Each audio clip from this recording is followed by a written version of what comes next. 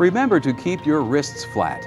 This relieves pressure on the median nerve, which is where carpal tunnel syndrome begins. Raise or lower the keyboard to accommodate this neutral position. If that doesn't help, use a wrist pad.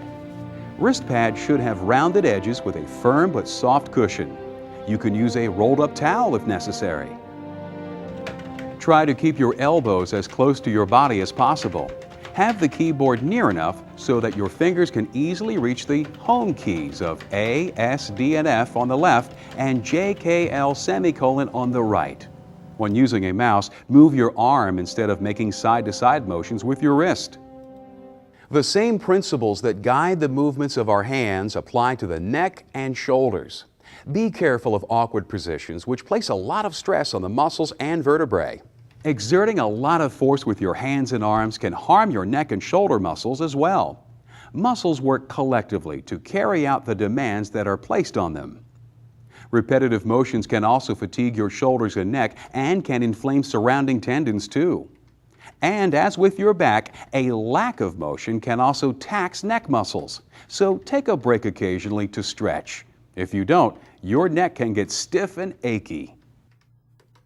Fortunately, neck and shoulder injuries are easily avoided by maintaining a neutral position.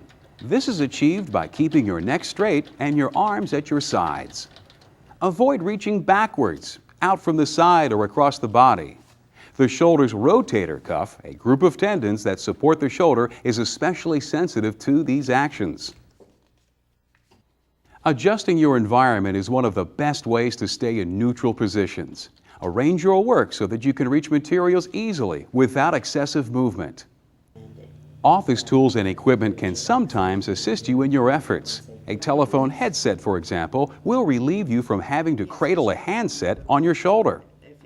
Raising your chair or moving your keyboard can relieve you from having to hunch your shoulders in order to get your work done. Office equipment can also cause problems too if you don't use it correctly. For instance, to use a paper cutter, you have to apply pressure with your arms and shoulders. But if you put too much paper in the cutter, you can find yourself trying to force the blade through the paper, which could lead to a sprain. Working safely also means being mindful of your back. It's a part of your body that you might take for granted if you haven't hurt it yet. In fact, back injuries affect about 70% of the workforce. They can often be debilitating and may take weeks or even months to recover from.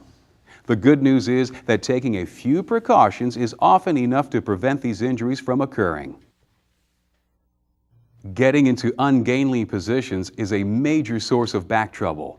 Kneeling, squatting, and stooping are among the worst postures. You shouldn't do any of these for long periods. And while sitting is not normally awkward, it may contribute to spinal compression, in which the discs between the vertebrae get squeezed by the weight of your body. So whenever possible, vary your routine to periodically change your posture. Back injuries are frequently caused by improper lifting techniques. Fortunately, the proper way to lift is easy to learn. First, assess the weight of a package before you attempt to lift it. If it's too heavy, get some help or use a dolly.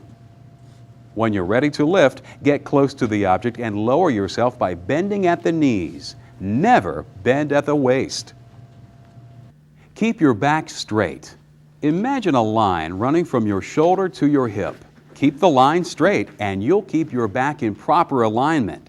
Then lift the load with your legs.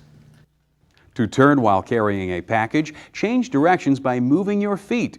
Never twist at the waist. When you lower a load, do it the same way you lifted it.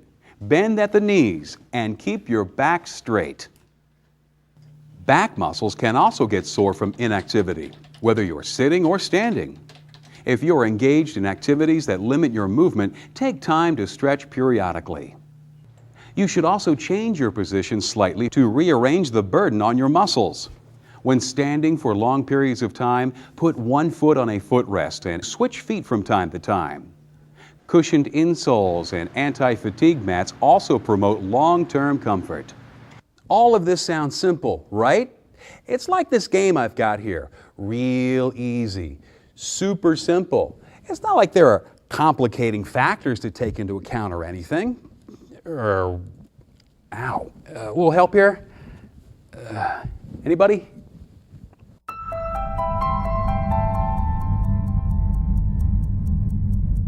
Because they're the ones who's probably putting the tapes back wrong. Everybody else, huh? So you just come and accuse me. One factor that can complicate your ergonomic health is stress.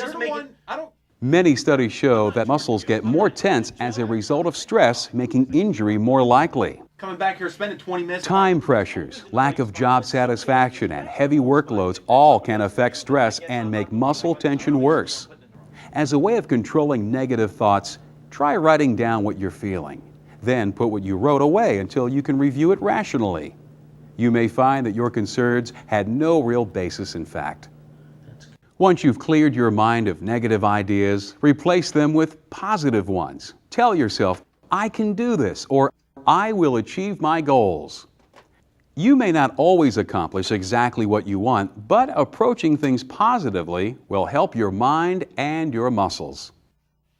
Deep breathing exercises, meditation, and forming positive mental pictures are other effective tools for stress reduction. The goal is relaxation. Use the method that works best for you. Just as emotional stress can make us tense or cause us to lose focus, pre-existing physical conditions can also affect our susceptibility to injury. Damage to your body that occurred on personal time or from a previous job can contribute to new musculoskeletal disorders. Your medical history can be an obvious indicator that you are susceptible to certain types of injuries. Be aware of your limitations and act accordingly. Consult your physician if you have any questions about your ability to perform any job-related tasks. Just as stress can play a role in ergonomics, physical fitness is also a factor. You can avoid problems with regular sessions of cardiovascular exercise, like walking or jogging. Performing these activities for 15 to 30 minutes, 3 to 4 times a week will improve the health of your heart and blood vessels, lower your blood pressure, and reduce stress. But make sure to get the approval of your physician before starting any exercise program. Begin slowly and increase the intensity of your workouts gradually over time.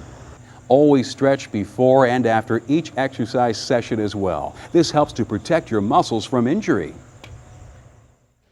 While regular exercise can play a major part in avoiding ergonomic injuries, you need to combine your fitness program with good nutrition, eating well-balanced, low-fat meals on a regular basis. You should also avoid things that harm your body. Smoking, drinking too much, or obesity can contribute significantly to back trouble and other ergonomic problems, as well as lead to conditions such as high blood pressure. Yes, ergonomics is more complex than it appears at first, but with a little common sense and clear thinking, the ergonomic puzzle can be solved. There. Now, let's review. Know when you're putting your health at risk and avoid awkward postures, repetitive movement, forceful motion, and vibration. Keep your body in the neutral positions for your arms, wrists, neck, shoulder, and back.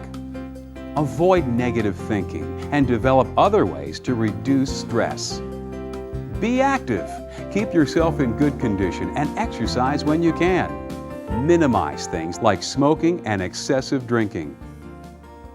Some people would have you think that you won't encounter any hazards if you work in an office, but we know better. So next time you do a job, no matter what it is, take the ergonomic approach. Your body will be glad you did. As for me, I still have a fly to swat. See you next time.